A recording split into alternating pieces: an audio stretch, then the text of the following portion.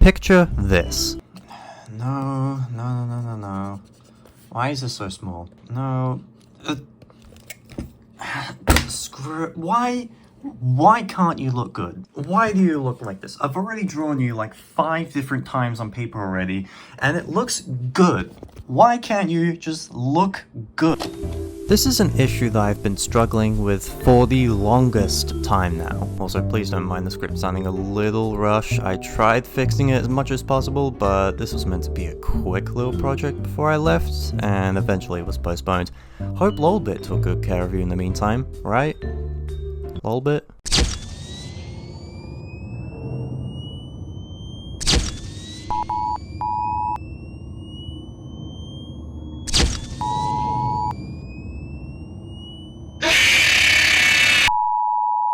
Ever since I finished making Internection Cute But Bad, I've been trying to get into and used to proper hand-drawn animation. And most of you would have probably seen some of these little trial and error things in some of the stuff I've made. In fact, the short where I explain how 2 rabbits nearly drive me to the point of insanity was originally intended to be a black and white Jaden animation style animation.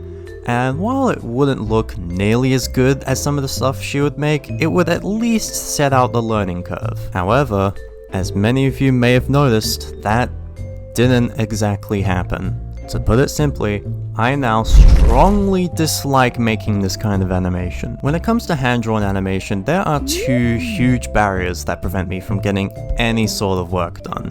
Number 1 is time, but that's a completely different discussion for something that's pretty much self-explanatory. The second barrier, aka the subject of the matter, why can't I talk today, is the foreignness of drawing in the software. When I was trialing animation, I had 4 different softwares in mind.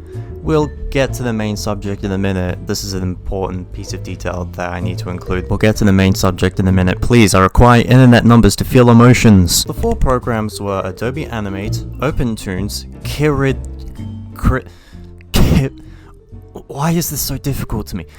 Krita, Kai, and FlipperClip. I'm not joking. Adobe Animate, to put it simply, had the worst drawing mechanics, in my opinion at least, out of the bunch. It was the program I used to make this video, and I go more in depth to why I hate it and the problems I have with it, so if you want to hear those struggles, refer back to this. Kai had better drawing mechanics than Adobe Animate, however, I could not learn the software as a whole whatsoever. It felt a little clunky to me for some reason, and the animation timeline just didn't agree with me at all. Now, I have used OpenToons on a small short project before, and it didn't have bad drawing mechanics, they just didn't stick with me as much. Nothing looked right when I use it. It had similar smoothing mechanics to Adobe Animate. Again, hate it. And for FlipperClip is the thing I used to make this, and even this small project with 2 moving parts, the ads still annoyed me to no end. Throughout my time experimenting, one thing became clear. My pencil hands were not computing with digital. I know that makes me sound a million years old, but just let me explain.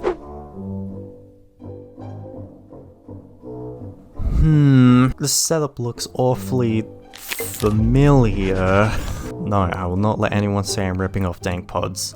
This is purely a coaster and has always been here. I just thought it would be funny to add. So yeah, it's no secret that I've been trying to get into animation for quite a long time. Even before I got into like proper digital art. So I got this thing, and it's, well, it needs a bit of a clean.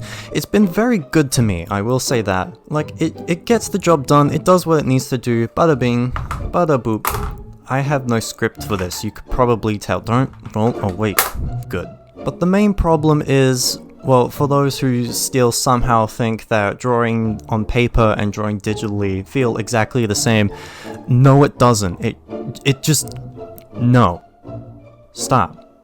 Put that opinion away. So what I'll often do is I'll attempt to draw something or try and make a small little project on this tablet, and of course I can't flip it over because it'll give off glare and reveal the cheap, terrible setup I have up there. So I'll try draw it. I'll usually fail because I have no art talent. And then I'll go back to paper, try and draw it out here. You probably would have seen some of these sketches by now. I'll draw it out here, it'll look fine. I'll finally get the... My notebook paused the audio recording, so I'm gonna have to resync that. Pain! Ugh! Curse you, lolbit! Yes, I am aware that I am being extremely cringe. Let me know in the comments if I should delete my channel. As I was saying, I'll draw well physically, well enough-ish. I'll finally get the confidence to try again. And most of the time, mess up again. To me at least, I don't know if anyone else has this, let me know if you do. But to me at least, mistakes are a lot more visible on digital versus traditional. Lines are thicker there as well, for me for some reason as well. I cannot English apparently, and to boil it all down into one nutshell, digital just feels strangely different for some reason. I sure hope this makes sense, because I am very bad at explaining things. So, to sum it up, my animation journey is just an endless loop of me failing, giving up, eventually getting confident again, and then failing again. There is no progression, which is extremely annoying, and yes, it was extremely painful to push through Adobe Animate as well, because Adobe just is annoying. It sucks now. Why is Adobe the most pirated collection of things? Why am I looking into Adobe so much? It's awful. This of course annoyed me to no end, and actually got me to do a lot of research into why this is the case. Thus, I just thought, cool video idea. You gotta understand, my channel is so dead. The question is this: which is easier, drawing digitally or drawing physically? And, more relatively to the matter, why is digital harder for someone used to pencil? Now, both art styles have their ups and downs, but if there's one thing that digital has over physical art, it's convenience. So let's start off with the base. The basic setup for digital art: pen, tablet, stolen photo, MS Paint, OpenTunes, Kuriru. And while yes, on first glance the tablet is expensive, especially if you're going for the fruit pencil that turns your iPad into a miniature billboard, let me just list down the possible things you need for physical art and painting. This. Okay, I know I'm exaggerating a little bit, but do remember that these are set prices that you're gonna have to pay over and over and over again. Graphite runs out. Paint runs out. But digital equipment basically lasts forever. Until Adobe gets sued again. But my drawing tablet broke on the first day I used it. That didn't last forever. Shh. Stay there. Forever. Take care of them. Anyway, even just setting and packing up of digital equipment is just a lot quicker and a lot less messy, which sure isn't a make or break deal or anything, it's just noticeably faster to save time and close... What am I saying on the script? And someone Discorded me, hold on. I mean, it's a lot faster than open drawer, put stuff down, dry, rinse, pack down. You get the point. The convenience most certainly continues once we get to mistakes. Mistakes are just, to put it simply, infinitely easier to correct on digital versus traditional paper.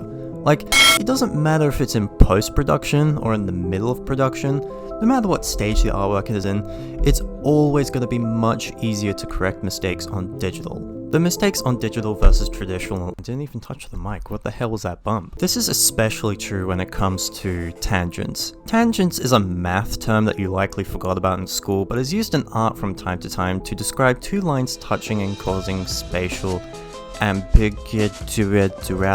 Siri, how do you say this word? Sure. Translate into which language? I didn't want the translation, which tends to cause slight jarring on the eyes. Tangents are where two curved lines or straight lines... I cannot speak to... When two curved or straight lines are touching each other but not intersecting, which, if done accidentally, can cause confusion between the subject, foreground, and background. The retina picks up on blobs, large shapes, and clarity first when looking at art, so these tangents can definitely make or break an artwork. On digital, it is very easy to correct because, well, you could just select the thing, and I'm not making a noise note that it's gonna be cringe. My friends already bully me for being cringe. And metal pipe sound effects versus traditional art, where you have to erase the whole thing and it becomes mess. I don't know what else to say in this. Now, because of this convenience, artists can also be a lot more experimental, since there's less risk involved. And don't even get me started on smoothing and colors. When I'm drawing with pencil, I don't even consider colors. Everything is in grayscale. Usually because I recreate all my physical drawings into digital anyway, and just color them in there because, well, there are no words to describe how much easier there is to mix and create your own colors that you want versus a bunch of I cannot speak! Paints and pencils, not pens. That's a British currency. I haven't used coloring pencils or pens in years. To me, they only serve one purpose: holding up these paper puppets. I just remembered that's a lie, I used them for this. If you're the kind of person who wants to learn to draw fast, digital is definitely the way to go. It's just an easy and risk-free environment that accelerates learning and trial and error. So, Tealsk, what are you complaining about? It just sounds like digital art is exactly what you need. Or do you just suck at art or something? Well, yeah, that's true, but what are you doing out in your basement? Get back. But the best that these digital drawing tablets and pens can do is mimic drawing on paper. And that's essentially what it's gonna stay at, a mimic, as evident by what I think is the biggest barrier for digital drawing: errors in translation. It's a pretty common problem that a lot of artists face, is a disconnect between the eyes, hand, and pen on the tablet. Anywhere from a huge gap to just down to little millimeters. This disconnect is pretty much best described as latency or an offset, and it is incredibly difficult. And a lot of people may go, oh, but if it's really, really small, can't you just overlook it and ignore it? Well, it's not that simple. Remember, we're talking about artists. They are the ones who are going to have an eye for really small details like this. And yes, I say they because I don't believe I'm even close to being considered an elite artist like some of these other talents.